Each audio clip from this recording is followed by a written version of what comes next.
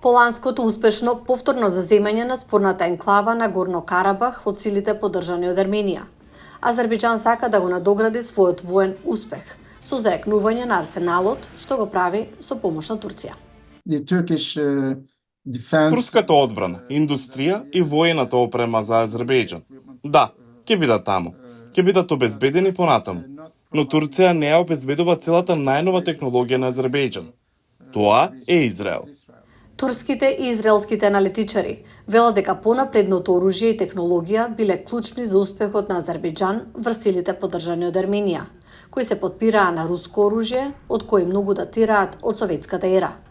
Но по тој пораз Арменија повторно се вооружува со Франција како важен снабдувач на ново оружје, вклучително и најсовремена артилерија. Арменија вели дека новото оружје е за самоодбрана. Right now, there's no military parity. Моментално не постои воен паритет меѓу Арменија и Азербејџан.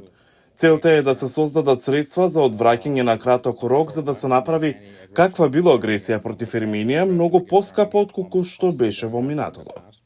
Повторното вооружување на Азербејџан и Арменија доаѓа откако мировните преговори поддржани од САД остануваат заглавени поради територијални спорови. Баку е загрижен дека засилувањето на Ереван може да сигнализира амбиции да ја врати контролата врз енклавата на Горно Карабах. We were worried that, in 5-10 years, maybe even more. Би биле загрижени ако за 5-10 години, можеби и повеќе, Арменија ја превооружи својата војска, ги заакне војните капацитети и се врати, затоа што некои ерменци велат добро, ја изгубивме војната, но ја добивме првата војна, ја изгубивме втората. Така за 10, 15, 20 години ќе се вратиме на ова прашање. Азербејџан и Арменија велат дека повторно се вооружуваат само со намера за самоодбрана, но аналитичарите предупредуваат дека трката со вооружување може да го дестабилизира регионот.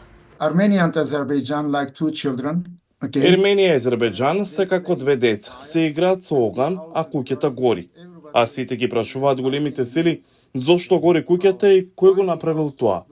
Тие го направија тоа заедно. Двете држави велат дека се посветени на разговорите поддржани од САД, но нивните зборови можеби не се доволни за да се избегне сомнеж и попречување на долгорочните изгледи за мир.